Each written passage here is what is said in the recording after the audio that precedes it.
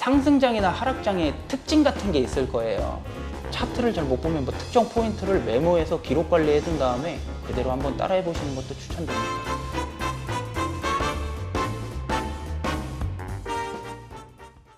그리고 제가 아까 말씀드리려고 했던 거, 상승장이나 하락장의 특징 같은 게 있을 거예요.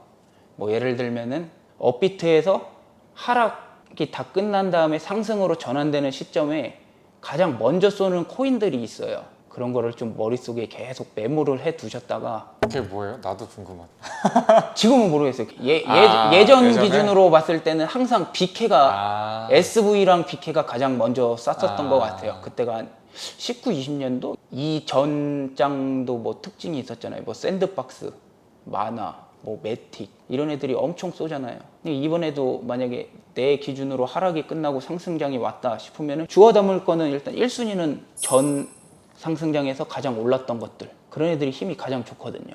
차트를 잘 못 보면 뭐 특정 포인트를 메모해서 기록 관리해 둔 다음에 그 장이 왔을 때 메모했던 거를 돌려보고 그대로 한번 따라해 보시는 것도 추천드립니다.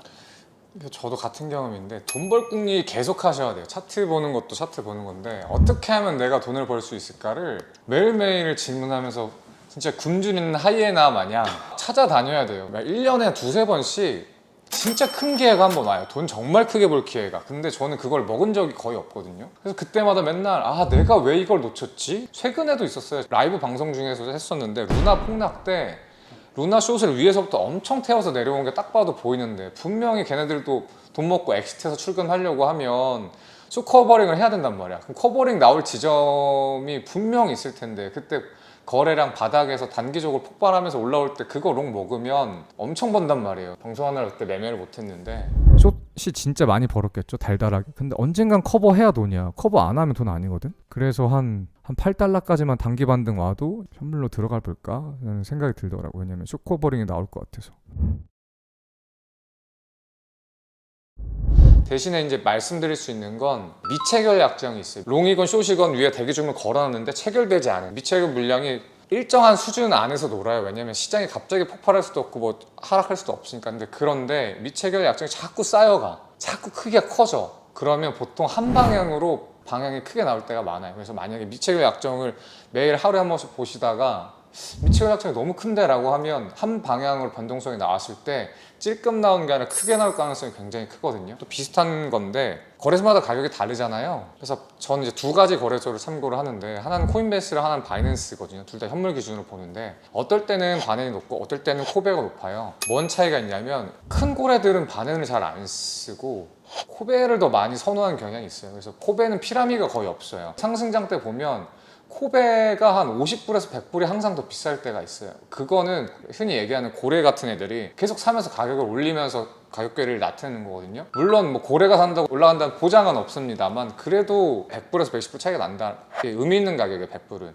그러면 그 추세가 좁혀질 때까지는 상승 추세로 보다가 좁혀지면 매수세가 줄었다라고 보시면 되거든요. 코베 프리미엄이라고 부르는데 코베랑 바이낸스 현물 가격도 좀 보시고, 또 하나는 특유의 BTC1 느낌표라고 있어요. 그게 이제 CME 선물 거래소인데 그게 더 드라마틱하게 가격 괴리가 나요. 그러니까 CME 선물 거래소는 사실 개인들 진짜 안 쓰거든요. 왜냐면 최소 계약 수량이 한 번에 5BTC인가 그럴 거예요. 진짜 기관들이 쓰거나 큰 애들이 쓰는데 더 가격 괴리가 심해요. 상승할 때 그 CME 가격이 막 $200 넘게 차이 날 때 있거든요. 그때는 확실히 상승 추세로 쭉 갈 확률이 높아요. 그 프리미엄이 줄어들 때까지. 그래서 그것도 좀 같이 체크하시면 좋을 것 같습니다. 그 거의 한 100% 먹는 자리 딱 하나 있는데 아까 주식 말씀하셔가지고 2월달과 3월달 사이 그 1년 결산할 때 우량주들 폭락 나올 때 어닝 쇼크로 그때 돈으로 그냥 밀어 넣어서 사면은 2, 3% 금방 먹습니다. 그날 뭐 종목이 이렇게 몇 개나 나올지 모르는데 하나 나오면 이제 뭐 뒤에 계속 며칠 동안 쭉쭉쭉쭉 나오거든요. 그 하루에 한 번씩만 이렇게 계속 먹는다고 해도 제가 볼 때는 그건 거의 승률 1% 제외하고 99%. 대신 꼭 비싼 것만 사세요. 잡주 사가지고 우량주, LG, 삼성 이런 거. 그런 것만 꼭 사시는 거 추천드리고. 미장에 옛날에 이런 게 있었어요. 그 제가 주식할 때만 해도 2010년도 때까지만 해도 이게 됐거든요. 뭐냐면 실적 발표를 했는데 어닝 쇼크가 나와서 주가가 고꾸라져요. 근데 미국 기준으로 오후장이 되니까 밑꼬리 달리고 올라와서 도지 마감이 되거나 양봉 마감이 되죠. 그러면 그 종목은 3개월 동안 계속 올라왔어요. 그랬는데 이제 지금은 안 그래요. 지금은 안 통하는데 한국 시장은 지금도 약간 그런 경향이 있어요. 그래서 이것도 알겠지만 세상의 비법이 알려지면 이제는 패턴이 바뀌어서 안 돼요. 근데 한국 시장은 또 아직까지 그런 것 같아요. 지금 주식을 안 하니까 꿀팁을 푸는데. 이번에도 방송 중에 있었잖아요. 어떤 거요? 그때 아마 CPI 뭐 발표했을 때 41년 만에 최악? 완전 최고 바닥에서 공포를 더 심어주는 뉴스 나왔으면 그냥 뭐 악재 해소니까 제 기준으로는 그때 충분히 사도 됐었다. 혹시 오늘 하고 싶었던 말 있으세요? 안 좋은 얘기를 하자면은 매매가 잘 안 되면 포기하는 것도 하나의 방법인 것 같아요.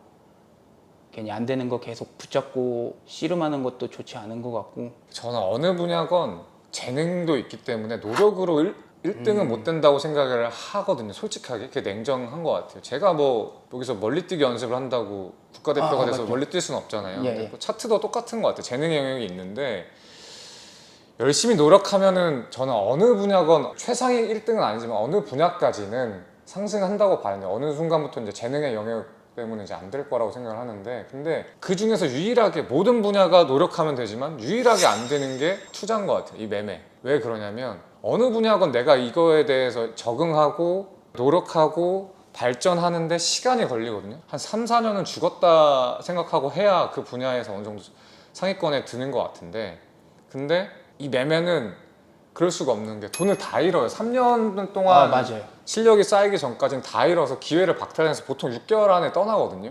근데 그래서 드리고 싶은 말씀은 제발 초보분들 제발 시드 좀 적게 운영하세요. 제발 딱 하나만 생각하시면 돼요. 실력 쌓일 때까지 시드 투입하지 마세요. 그러면 시간은 버릴 수 있어요.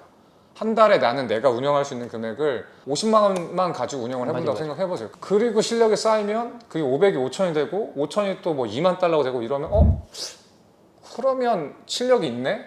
라고 생각하면 그때 조금 더 넣을 수도 있는데 그것도 필요가 없는 게 어차피 2만 달러 운영하면 되지. 그렇게 가셔야지. 처음부터 막 제발 무리해서 대출금 끌어다가 제발 하지 마세요. 실력이 쌓이는데 시간이 반드시 필요합니다. 꼭 그런 게 있잖아요. 자기 기준에서는 엄청 노력했다고 막 하는데 그 노력한 사람에서 보는 입장에서 보면은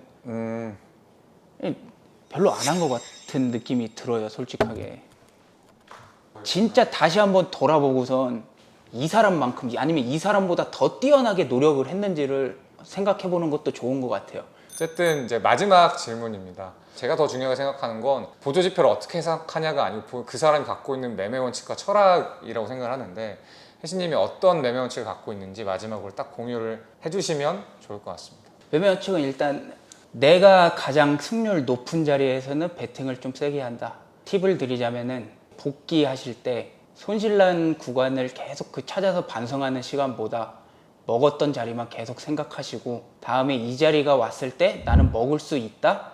그런 확신이 90% 이상 100% 이상 들면은 평소에 하시던 배열보다 조금 더 높여가지고 먹을 때 확 드시는 걸 추천드립니다. 좋은 성적을 내고 있다가 결국에 한번 무너지면 끝나는데 그것보다는 아는 구간에서는 배율을 세게, 잘 모르는 구간에서는 배율을 낮게 해서 뭐 가지고 놀던가 아니면은 매매를 하지 마세요. 좋은 자리 찾아서 들어가려고 하면 그 전에 기회를 잃으면 안 돼요. 기회를 잃는다는 건 이상한 자리 들어가가지고 시드 날려놓으면 좋은 자리에서 배율을 태워도 시드가 적어져가지고 안 되거든요. 어쨌든 그래서 잘 참아라. 지난번 그 4월 우승하시고 인터뷰 했을 때 기다려라가 핵심이었고 같은 결의 매매 중요한 원칙인 것 같습니다. 오늘은 6월에 또 우승하신 길혜신님 모시고 인터뷰를 했고, 이 인터뷰가 여러분에게 많이 도움이 됐으면 하는 바람입니다. 이상 마치도록 하겠습니다. 혹시 이 영상 올라가고 네. 시청자들이 조금 더 디테일하게 궁금한 거를 댓글로 다시면 좀 답변을 해주실 수 있나요? 답변도 가능하고요. 제가 뭐 자료도 한번 4월이랑 비슷하게 좀 만들어 볼게요. 만들어서 이렇게 좀 더 이해하기 쉽게 도움 드리겠습니다. 제가 할 수 있는 건 최대한 다 해드릴게요. 아이고 고맙습니다. 오늘 인터뷰는 이만 마치도록 하겠습니다. 고맙습니다. 수고하셨습니다. 수고하셨습니다.